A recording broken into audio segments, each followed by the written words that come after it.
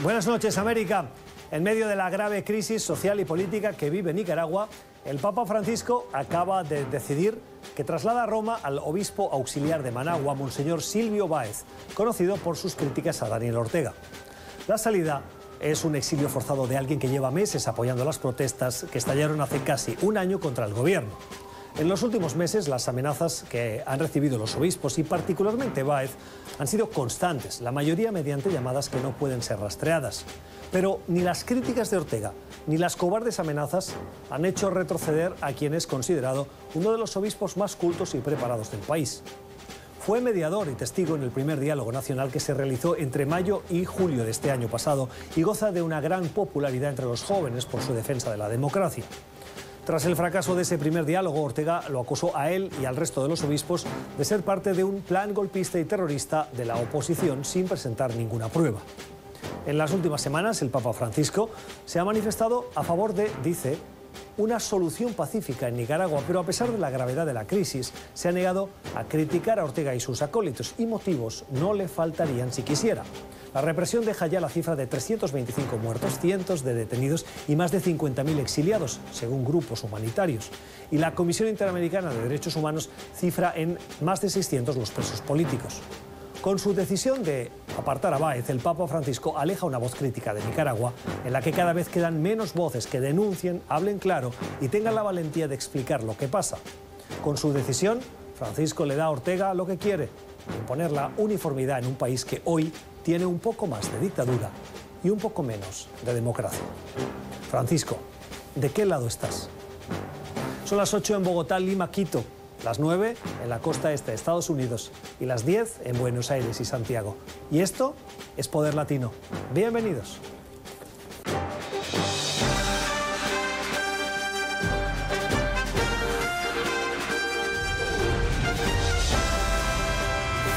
Desde nuestros estudios en Washington, Poder Latino, con Gustavo Alegret.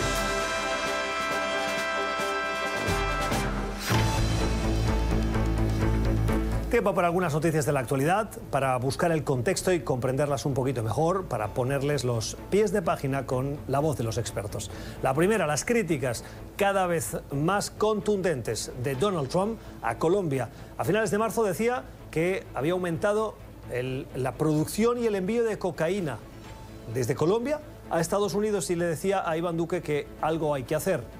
Y en las últimas horas hemos visto a un presidente, Donald Trump, que ha incluido por primera vez en la lista de Guatemala, Honduras y El Salvador, además de México, a Colombia, y dice porque estos países envían a sus criminales a Estados Unidos para deshacerse de ellos.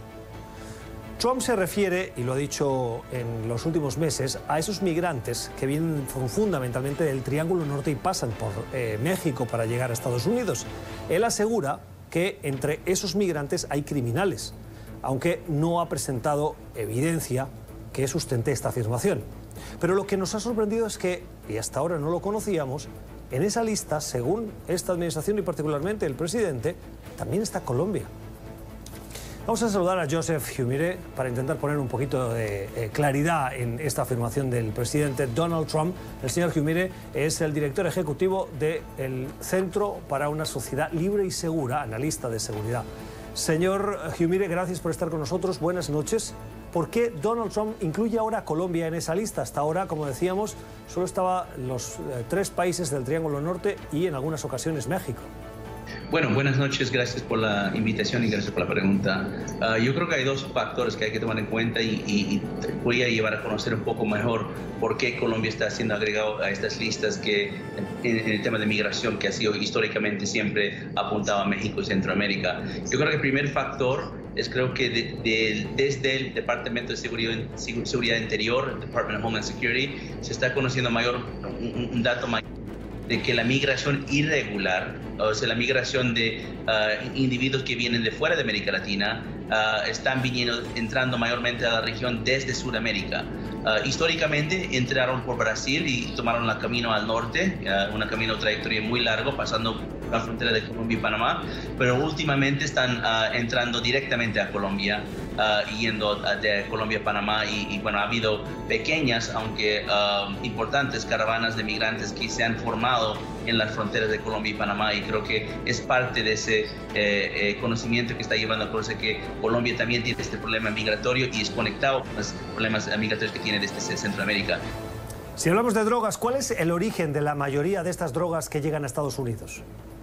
Depende de qué droga estás hablando. Si estamos hablando de cocaína, proviene de Colombia, Brasil, Bolivia, Perú.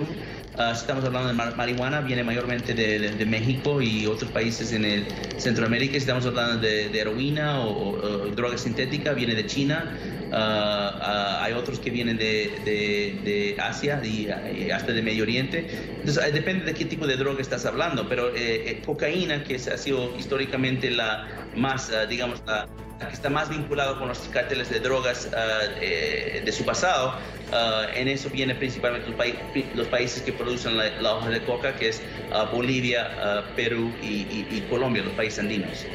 ¿Cree usted que se están enfriando las relaciones diplomáticas entre estos dos países, Colombia y Estados Unidos, o esta es no solo la superficie mediática y por debajo continúa una estrecha colaboración en otros asuntos y particularmente en la búsqueda de una solución para Venezuela?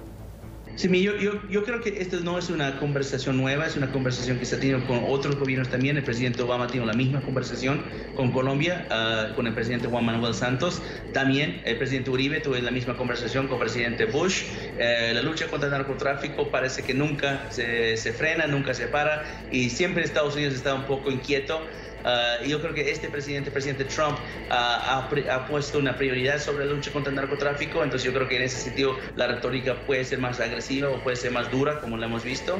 Sin embargo, como dije antes, yo no creo que va a quitar por nada la amistad y la alianza y la sociedad estratégica que tenemos con el país de Colombia, porque el narcotráfico es un punto importante que tenemos que conversar, pero tenemos muchos más. Venezuela siendo uno de los principales, pero también en el lado comercial, también en el lado de defensa, tenemos una estrecha relación, y yo creo que no estamos mezclando el tema del narcotráfico con los demás. Es el análisis de Joseph Humire, es director ejecutivo del Centro para una Sociedad Libre y Segura. Gracias, señor Humire, por haber estado con nosotros. La última cuestión de la actualidad, esta nos gustó por lo poco que la comprendimos, pero lo mucho que ha generado interés. Los científicos, un grupo de científicos internacionales, nos presentaron en las últimas horas la fotografía de un agujero negro. Y claro, aquí muchos de ustedes dirán, sí, claro, los agujeros negros, pero me atrevería a decir que la mayoría de nosotros sabemos de la existencia de este concepto, de esto que no sabemos bien qué es, el agujero negro, por Hollywood. Pero más allá de eso, se nos presenta como algo difícil de entender. Como mucho, imaginamos que es algo que absorbe toda la materia, incluida la luz, pero más allá de eso no sabemos qué hay al otro lado. Y es también lo que están intentando descifrar los científicos. Hasta ahora no había fotografías, pero este equipo de científicos internacionales ha conseguido esta imagen. Es la imagen del primer agujero negro fotografiado. Una imagen que nos da una cierta idea, pero personalmente mucho respeto. Bruno Sánchez Andrade es astrofísico, está en Bélgica, en Bruselas. Señor Sánchez Andrade, gracias por estar con nosotros. Bienvenido a Poder Latino. Ayúdenos para que todos nos entiendan qué es un agujero negro. Un agujero negro es uno de los últimos estadios de una estrella cuando se muere. Si una estrella es pequeña y se muere, simplemente deja de brillar y ya está. Pero cuando una estrella muy grande se muere, la propia masa que tiene hace que todo caiga hacia sí mismo, porque tiene mucha gravedad. Tanta gravedad que incluso la luz no puede pasar. Por eso es un agujero negro, porque al morirse la estrella y crear esta masa tan concentrada, todo se cae, incluso la luz. ¿Por qué la ciencia está tan interesada en los agujeros negros? El hecho de que la luz cambie con la gravedad de una estrella es algo que solamente se puso a teorizar. Einstein lo hizo hace muchos años. Era algo muy matemático, algo que no pensábamos que podríamos confirmar tan directamente. Entonces, el hecho de que ahora mismo seamos capaces de verlo, de ver ese agujero negro, es una confirmación directa de las teorías de relatividad, que confirman que entendemos el universo mucho mejor de lo que pensábamos. Esto puede ser un poco ciencia ficción, pero ¿podría la Tierra verse afectada por un agujero negro? El tema es que para responder a esa pregunta hay que reconocer que el espacio está muy bien llamado. Hay mucho espacio en el espacio. Lo que quiero decir con esto es que es como poner el símil de que sin el océano podríamos chocar dos pequeñas boyas que hubiera perdidas por el océano. Sí, es posible. Si hubiera un agujero negro que estuviera cerca de nosotros, nos caeríamos y habría poco que pudiéramos hacer sobre ello. Pero la probabilidad de encontrar un agujero negro es tan baja, y los que hay ya sabemos dónde están porque podemos ver el efecto de ellos. Así que, en teoría, sí, en la práctica, no. ¿Tiene la ciencia indicios de lo que hay más allá de los agujeros negros? No, el agujero negro es el límite del conocimiento. No, las leyes físicas dejan de funcionar en un anillo alrededor del agujero negro, que es justo el anillo que se ve. El último sitio donde la masa tiene sentido, antes de caerse para siempre, es en ese anillo alrededor del agujero negro. Y esa es la imagen que se ve. Son las explicaciones del astrofísico Bruno Sánchez Andrade. Señor Sánchez Andrade, gracias por habernos puesto un poquito de luz, algo que es algo ciertamente complejo y a veces distante para la capacidad humana, al menos la de un servidor. Feliz noche. Vamos a terminar así este repaso de algunas cuestiones de la actualidad en la que buscamos que los expertos nos ayuden a poner un poquito de luz. Al volver vamos a hablar de la noticia del día, la detención en Londres de Julian Assange, y lo vamos a hacer desde una dimensión legal, pero también de libertad de expresión y de contexto político. Nos vamos a ir hasta Ecuador y hablaremos con un abogado experto en la materia de aquí, de Estados Unidos. Ya regresamos. Tiempo para la entrevista en nuestro Poder Latino de hoy, la noticia del día, la detención en Londres de Julian Assange, el activista y fundador de Wikileaks. Desde el 2012 vivía refugiado en la embajada ecuatoriana de la capital británica. Le abrió las puertas Rafael Correa y asumió esa decisión, ese compromiso, el actual presidente ecuatoriano, Lenín Moreno, hasta hoy. En los últimos días, el gobierno de Moreno le decidió retirar la condición de asilo, lo que abría la puerta a su detención, y esta mañana se procedió, tras una orden judicial, a sacarlo de la embajada. En una imagen que ha dado la vuelta al mundo y en la que estamos seguros el mismo Assange, conocedor de la fuerza de una imagen, permitió que varios agentes lo elevaran y él, gritando, expresando su enojo, era fotografiado antes de entrar en el furgón policial. El futuro que le espera no se sabe, es incierto, pero va camino muy probablemente de la extradición a Estados Unidos. Le hemos pedido a dos personas que hoy nos acompañan. La primera es Adriana Rodríguez. La señora Rodríguez es abogada, trabaja en cuestiones de libertad de expresión y defensa de medios y de los periodistas frente a gobiernos, particularmente en el bufete de abogados Ballard Spain, aquí en la capital estadounidense. Señora Rodríguez, gracias por estar con nosotros. Bienvenido. Hemos leído que la acusación que hoy ha presentado el Departamento de Justicia es específicamente por conspirar para hackear computadoras del gobierno federal y obtener información confidencial. ¿Por qué no se le acusa de intentar divulgar información confidencial? ¿El matiz es importante?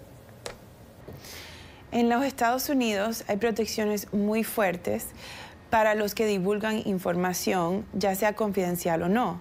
La Corte Suprema ha dicho muy claramente que un periodista está protegido bajo la Constitución en publicar información que obtiene de una fuente, ya sea si la fuente la obtuvo ilegalmente o no, siempre y cuando no fue el periodista quien dirigió ni tuvo ninguna participación en cómo se obtuvo esa información.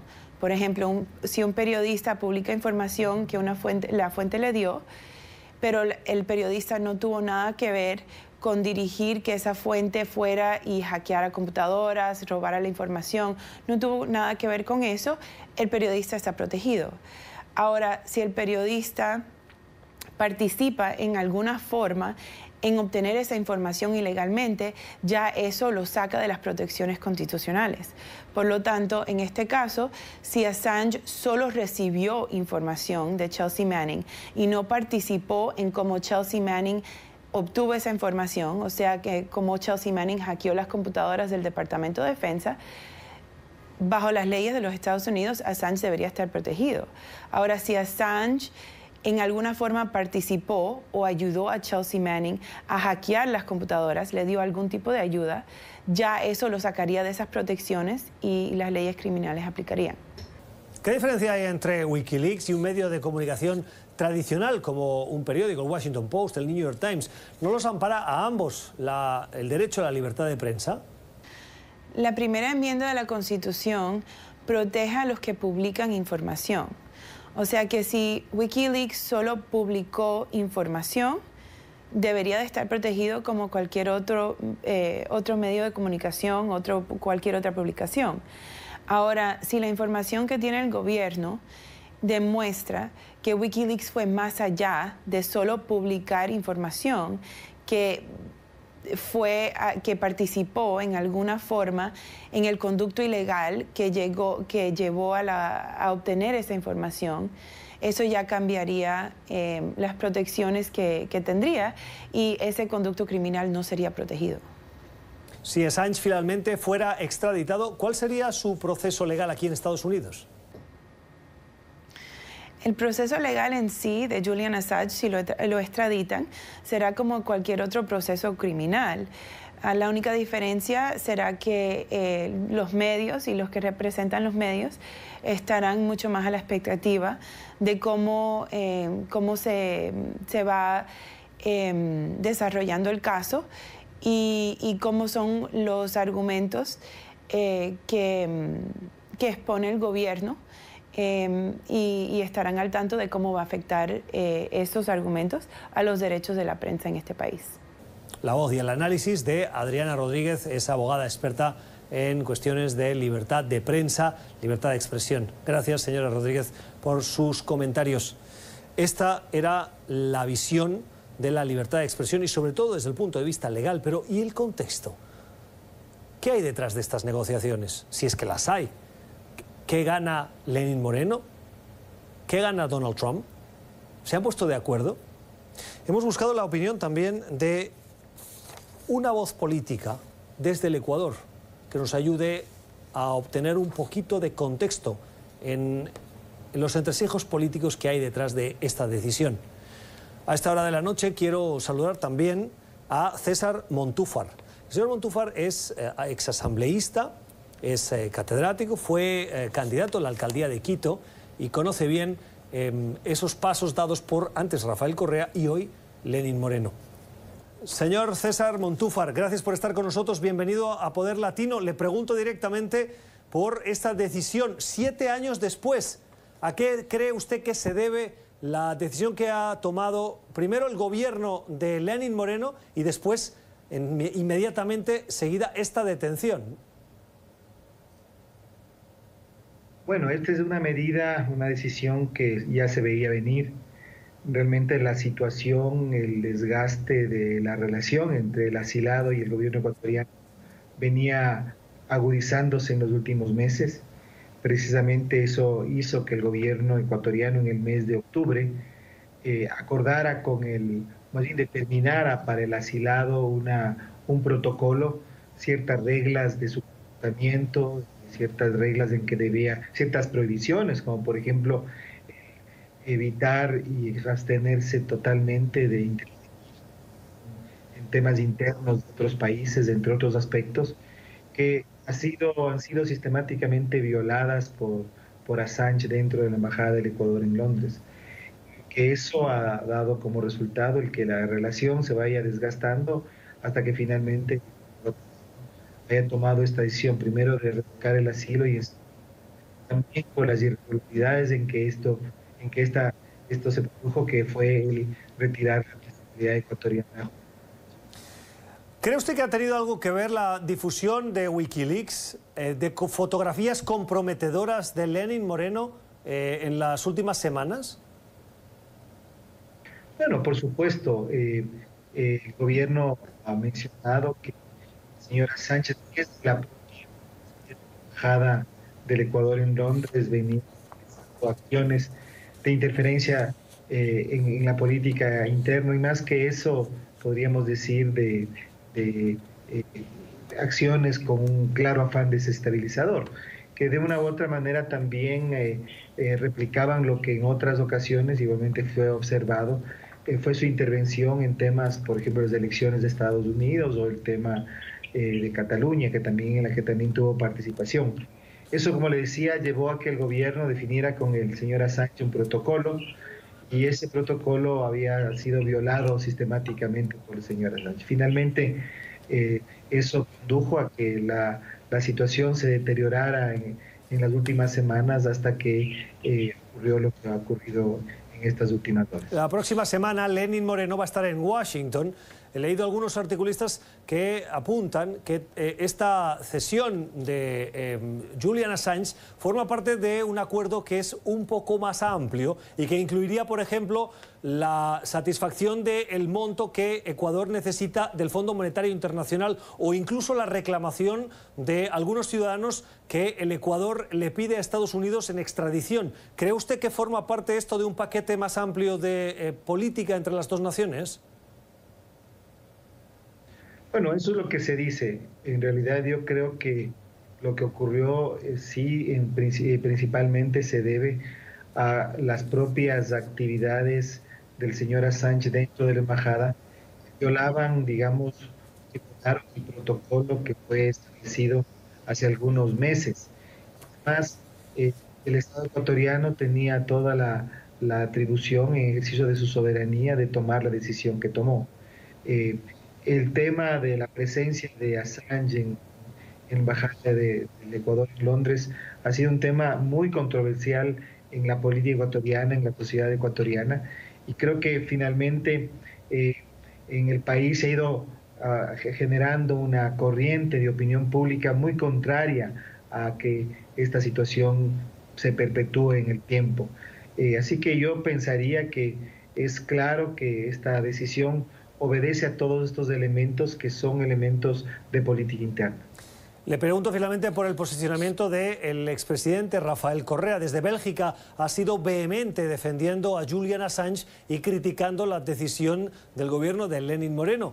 No me sorprende tanto la crítica a Lenin Moreno por las diferencias que ya tienen públicas desde hace meses, pero sí por esa defensa de Assange. ¿Qué intereses cree que tiene Rafael Correa con Julian Assange?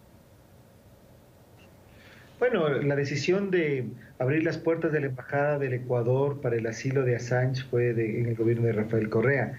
Y este fue uno de los grandes temas o banderas que el presidente tuvo de posicionamiento internacional. Posicionamiento internacional favorable, por supuesto, en los grupos los cuales el señor Assange ha mantenido apoyo durante todos estos años por sus diversas actividades.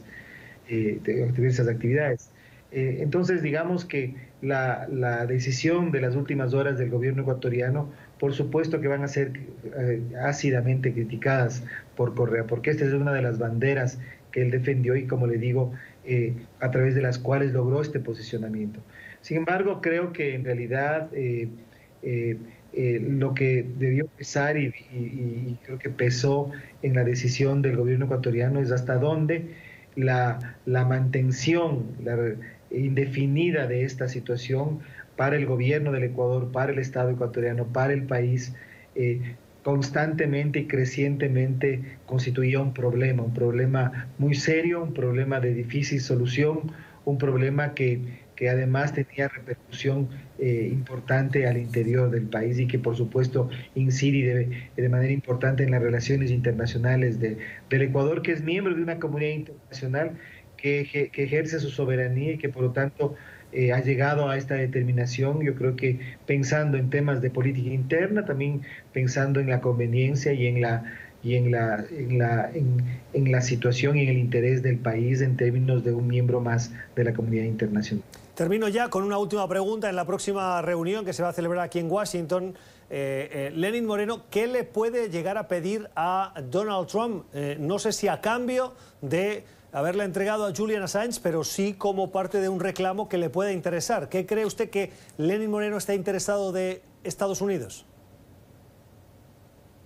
Bueno, las relaciones bilaterales entre el Ecuador y Estados Unidos son abundantes, muy importantes para el gobierno ecuatoriano, más aún en un momento en que el país está atravesando lo que podríamos decir o denominar una transición democrática, porque luego del fin del gobierno de Rafael Correa, en que se instauró un gobierno claramente autoritario y con una economía hoy comprometida, la transición que el Ecuador inició o ha iniciado en el último año y medio ha sido una transición que tiene muchos problemas institucionales, problemas económicos, problemas incluso de legitimidad. Entonces yo creo que al Ecuador, como un miembro de la comunidad internacional, por supuesto que le conviene fortalecer sus relaciones con Estados Unidos, y en ese contexto diría la relación bilateral para el Ecuador en este momento es fundamental. Creo que de una u otra manera la decisión de revocar el asilo y la nacionalidad ecuatoriana Sánchez puede facilitar a mejorar esa relación. Creo que de una u otra manera hay que mirar también esta decisión dentro de... Es la opinión de César Montúfar, que es exasambleísta ecuatoriano, es catedrático y fue aspirante a la alcaldía de Quito. Señor Montúfar, gracias por haber estado con nosotros. Feliz noche. Y así nos vamos a la pausa en el Poder Latino de hoy. Antes de ir a la pausa, les anuncio el debate con Iván García Hidalgo y José Aristimuño sobre las cuestiones de la actualidad política, voces de republicanos y demócratas que se contraponen en este Poder Latino de hoy. Ya regresamos.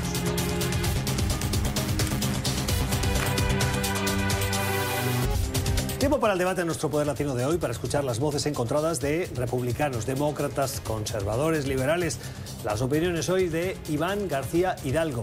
El señor García Hidalgo es republicano, es analista político, es presidente del Hispanic Leadership Council. Señor García Hidalgo, buenas noches. Buenas noches, Gustavo. Siempre gracias. El gusto es nuestro. Y con José Aristimuño, es demócrata, es analista político, es presidente fundador de Now Strategies. Señor Aristimuño, buenas noches. Buenas noches. Gracias por estar con nosotros. Señor Aristimuño, acaba de estar en Miami, ¿cierto? Es así. ¿Y cómo ha visto el ambiente en Miami? Mira, yo creo que actualmente mucha dinámica frente a Venezuela, muchos venezolanos que viven en Venezuela. Iván vivió en el Doral, si no me equivoco. Doralzuela. No, tuve la oportunidad de reunirme con varios líderes de la nueva presidencia de Juan Guaidó y te puedo decir por mi parte que estoy muy contento, que estamos muy cerca de poner a Venezuela en libertad. Bueno. La pregunta que yo tengo es, ¿fuiste al arepaso 1 o al arepaso 2? ¿Y cuántas arepas te comiste? Mira, comí arepa, pabellón, si no conocen el pabellón sí, en claro. Colombia, pero es los frijoles, arroz blanco y la carne mechada. No, muy bueno. Ustedes dos me parece que no tienen muchos problemas de alimentación. No, la comida en Miami es de locos. Es así. Muy bueno. Señores, hoy la noticia del día, la detención en Londres de Julian Assange. Desde el 2012 estaba asilado en esa sede diplomática, la embajada de Ecuador en la capital británica, y en los últimos días, lo explicábamos antes, se le retiró ese asilo y la policía londinense hoy lo ha detenido. El camino ha sido el primer paso hacia su posiblemente extradición a Estados Unidos. Les pido una valoración, señor Aristimuño. Pues ya era hora que eso ocurriera y que Ecuador le quitara el asilo a este terrorista de la libertad.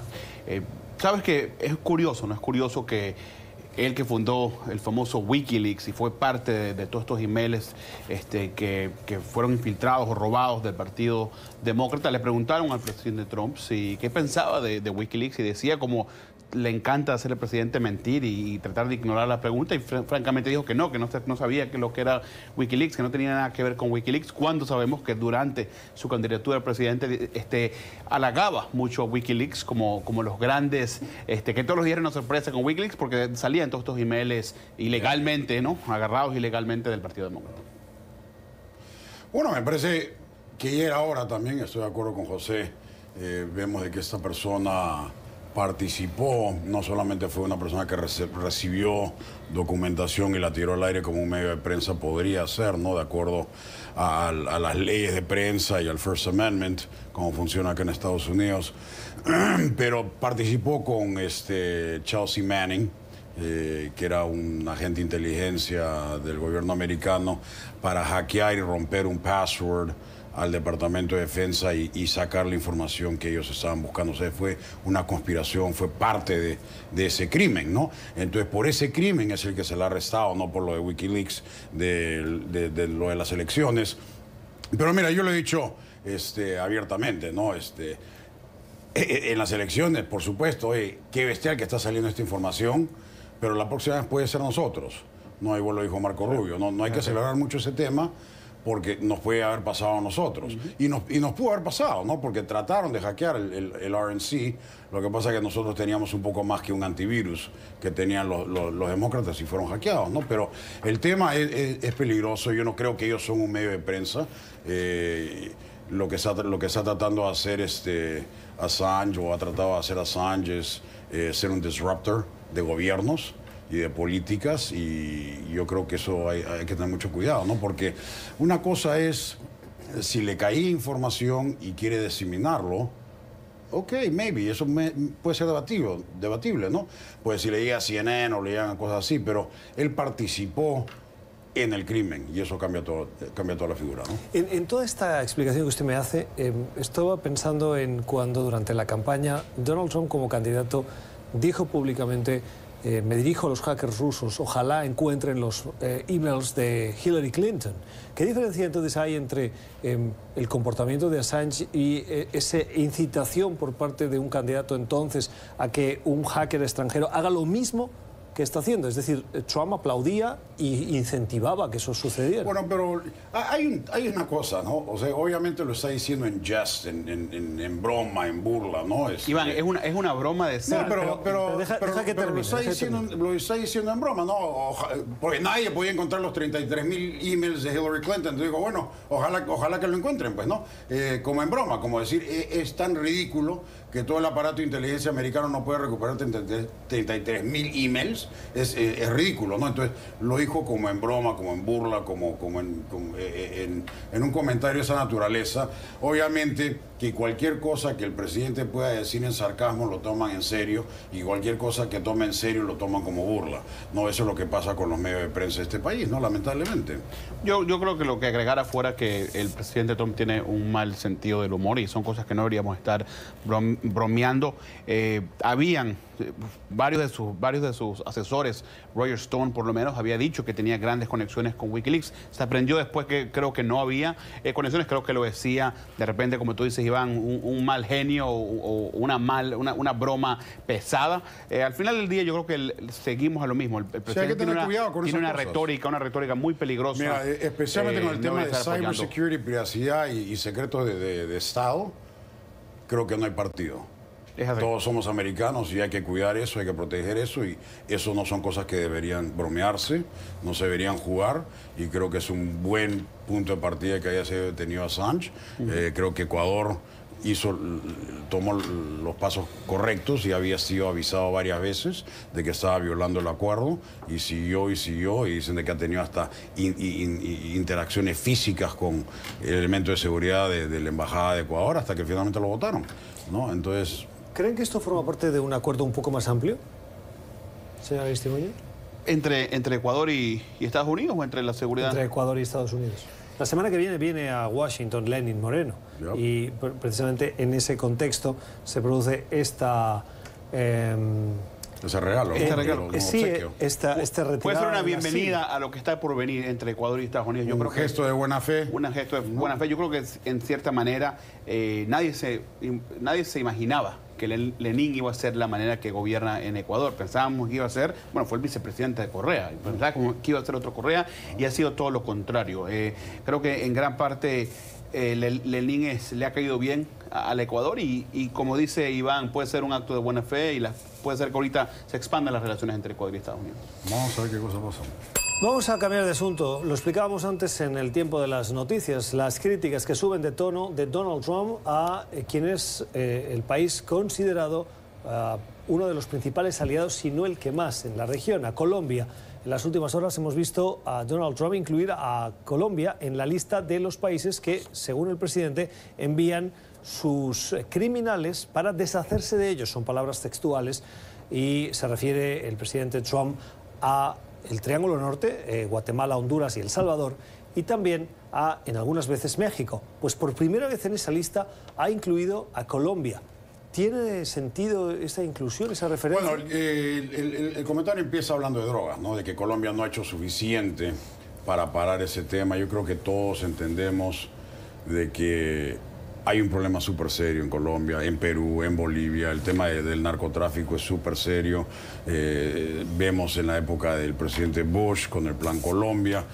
Se han invertido cientos de millones de dólares, posiblemente billones, en esta guerra contra el narcotráfico, directamente en ayuda para Colombia, para Perú, para Bolivia, y no se detiene. ¿Cuánto de eso es real? ¿Cuánto de eso es maquillaje? Y verdaderamente no los pueden tumbar porque colapsan esas economías. O sea, si tú agarras y ves la economía informal de esos países con los narcodólares que están manejándose en la economía, es bien difícil poder parar eso, ¿no?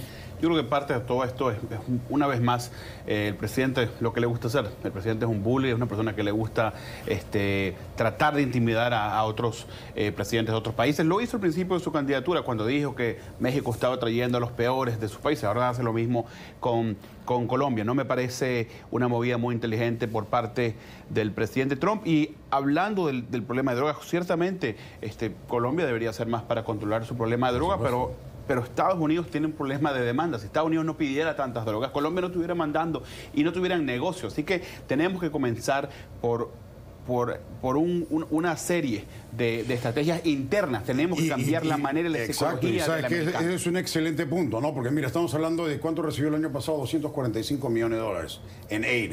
El Congreso está poniendo 440 millones para el próximo año para Colombia. Entonces estamos hablando de montos enormes, ¿no? Solamente por un país. Y es 100% correcto. Si la demanda sigue, se va a crear la oferta, ¿no? Así funciona un mercado. Pero ¿cómo solucionas el problema acá? Mira, hay estudios de Naciones Unidas, de CEPAL, de años, de décadas, ¿cómo se llama? Del intercambio de cosechas, de sacar las drogas por otras cosas, con subsidios. Pero es muy difícil porque cualquier cosecha tú la tienes que trabajar. La coca, marihuana, todo eso crece salvajemente. Entonces, es una dinámica muy difícil que agarrar y nosotros, como americanos, agarrar y querer ingerir en otro país y decir, tienes que ir a destruir y quemar todo tu país para matar todo esto, ¿y ustedes qué? ¿No? O sea, tiene que haber otra cosa. Yo creo que la estrategia que estamos usando como país, y eso ha sido demócrata y republicano, ambas administraciones, no funciona, no está funcionando y algo se tiene que hacer, ¿no? Señor García Hidalgo, ¿cree usted que el tono utilizado por el presidente en una reunión de partido, de recaudación de fondos, de manera informal, el presidente se tiene que referir a su principal socio de la manera despectiva con que lo hace? Y esta no es la primera vez. Hace 2 semanas, 3 semanas, a finales de marzo, dijo desde Florida que el incremento de droga también era espectacular, y lo dijo en una visita después de visitar una infraestructura hidráulica. No. Como fuera del momento, del contexto, ¿le parece que es adecuada la manera de llevar esta relación bilateral de 2 socios? Mira, el presidente tiene una manera bastante peculiar de cómo mandar mensajes. Lo hemos visto, en cualquier momento agarra y manda un mensaje directo que no tiene que necesariamente tiene que hacer con el tema que se está conversando en ese momento, pero hasta ahora le ha dado resultados. No hemos visto problemas que hayan traído esa política. Por otro lado, vemos senadores de ambos partidos, a Marco Rubio, al senador Scott, a la congresista Debbie de Florida, Debbie Wasserman Schultz también, ¿no? Que han salido y han suavizado el mensaje diciendo que la relación sigue y definitivamente hay una frustración bastante grande de parte del país, ¿no? De los ciudadanos americanos, de que ese problema de las drogas no se ha solucionado. O sea que ambos países han salido a decir, bueno, no estaban de acuerdo con el tono de que usó el presidente, pero sí hay una frustración real. Iván, ¿no? Y la frustración real es cierta, ¿no? Hablamos del tono del presidente. El tono del presidente no ha funcionado para negociar con los demócratas, no ha funcionado ciertamente en Corea del Norte. Llevamos ya 2 foros y no ha servido para nada, 2 cumbres y no ha servido para nada. La retórica del presidente, el arte de negociar, como titula su libro, no funciona. El presidente Trump no sabe negociar, no ha podido pasar una reforma migratoria. El Departamento de Seguridad Nacional se le está cayendo, no tiene jefe, sí, no tiene secretario. ¿Se fue una persona? No, el director. ¿Cuántas personas trabajan en Homeland Security? cientos de miles. El liderazgo arriba no está. El liderazgo arriba es lo más importante. Ese es el problema que tienen ustedes. Los generales no están. Como exfuncionario público, que eres, exfuncionario público, tú entiendes y tienes un concepto como izquierdista de que el Estado y el gobierno es la mamadera de todos. Pero como alguien del sector privado, entiende que eso no funciona. Si algo no funciona, estás inventando. Es que eso pasa. En el sector privado no dicen, bueno, ya ahí está, pues hay que dejarlo. Le faltan 10 años para retirarse. Lo dijo Iván García Hidalgo. Le faltan 10 años para retirarse. No. Acá no funciona la persona, se va. Así funciona el sector privado. El sector privado no funciona como el Estado. Es por eso que más de 50 empleados, por eso que el Estado no funciona. Más de 50 asesores. Un segundito. A niveles muy altos, en todas partes del gobierno. No importa, las agencias se van y no trabajan con este presidente, porque el presidente, como lo hizo con James Comey, como lo hace con todas las personas que él trabaja con, dice, tienes que ser leal a mí, no tienes que ser leal a la nación. Lo hizo con la secretaria de Seguridad Nacional, la está tratando de decir, obligarla, que haga cosas inconstitucionales, como estamos viendo ahorita lo de asilo, que la Corte de California acaba de decir que no es constitucional. Historias y fantasmas. No son fantasmas, es la realidad. Fantasmas. Totalmente la realidad. Y esas son las opiniones de los analistas que hoy nos han acompañado. Iván García Hidalgo, analista político republicano, y José Aristimuño, analista político demócrata. Las opiniones encontradas en nuestro debate. Gracias por haber estado con nosotros. Gracias. Y a ustedes por seguirnos. Nosotros hacemos una pausa al volver. La recomendación cultural que tiene nombre de Julian Assange. Ya volvemos. Es que el documental de Laura Poitras del 2017. Gracias, Alexandra. A ti, Gustavo. Queda anotada para los que quieran conocer más sobre esta polémica figura de Julian Assange. Vamos a las redes sociales. Y hoy en las redes sociales hemos querido juntar dos mensajes que nos han llegado en las últimas horas sobre el programa que ayer hablábamos también de la situación en Venezuela, y dos de ustedes nos hacían llegar estos puntos de vista. Personalmente pienso que el gobierno de Trump es el que más se ha preocupado por la situación de Venezuela, al contrario de Obama. Que no utilicen a los venezolanos para defender la hipocresía demócrata. Los venezolanos estamos agradecidos con la administración Trump por todo lo que está haciendo por nosotros. Y este es un apoyo mayoritario que hemos sentido entre los venezolanos, que más allá de sus posiciones ideológicas a favor o en contra de la socialdemocracia, de los gobiernos más liberales, ven en la administración Trump una administración que ha tomado decisiones para ayudar, contribuir a devolver la democracia a Venezuela. El camino solo se ha recorrido un poquito porque queda mucho por hacer. Gracias por la generosidad de su tiempo, gracias por escogernos, por enviarnos esos mensajes, por vernos. Nosotros volvemos mañana. Les deseamos una feliz noche. Que descansen.